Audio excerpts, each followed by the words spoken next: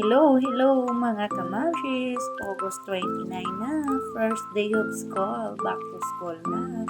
Yan pala yung lulutuin ko dyan, itlog with hotdog, then hotdog na prito, and lumpia. Ayan po ay ginawa namin kagabi. Ayan, ready na ang breakfast at the same time baon ng Kuya Jam namin kasi ready to school na.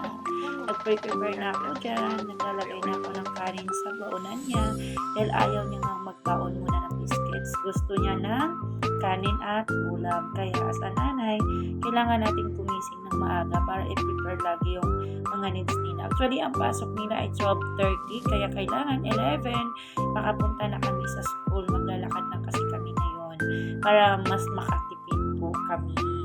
Ayan na, ready na yung baon ng Kuya Jam namin. Nilagyan ko na ng lumpia with isang itlog. Hinatin ko lang sa dalawa para medyo madami.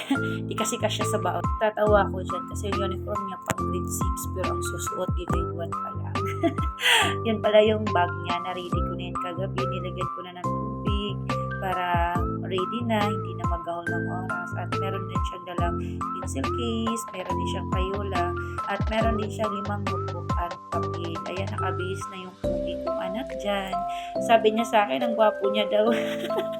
Proud na proud sa sarili. Besh, ayan, may paporma ang lolo mo. Meron pa siyang strong daw siya. Siyempre, picture muna kami para may remembrance kami ng first day of school. Wala yung baby brother niya. Next day pa siya makakarating. Next day ko pa din kukunin.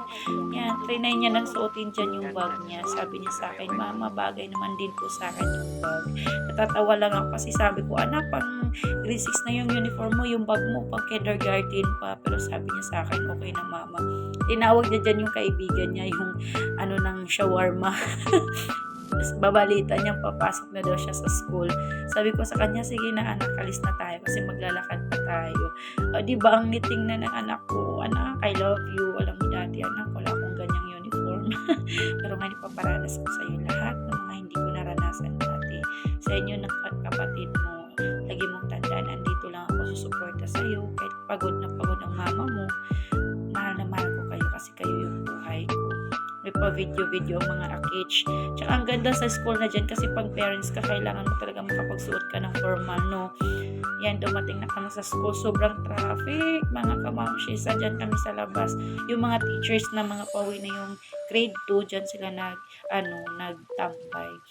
Yan na, papasok na kami niyan.